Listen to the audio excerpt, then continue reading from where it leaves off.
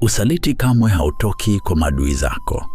Watu wengi wanaishi kwa hofu ya maadui wasiowajua, lakini ukweli mchungu ni kwamba hakuna mgeni anayeweza kukuvunja moyo.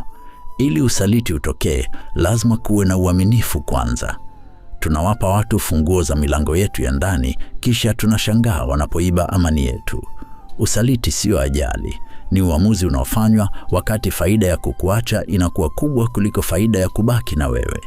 Sio kila mkono unaokushika unakuvuta juu, mingine inakushika ili usikimbie wakati shimo likichimbwa. Watu hawabadiliki, wanachofanya ni kuvua vinyago vyao pale wanapopata kile walichokuwa wanakitafuta.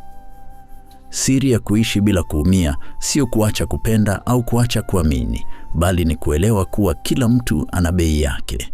Usiwe kitabu kilicho wazi. Ukimya wako ndio kinga yako pekee.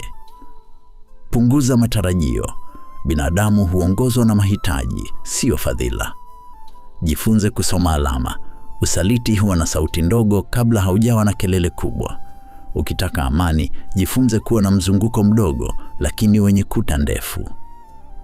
Kuwa makini na unayemwamini. Hata chumvi huonekana kama sukari.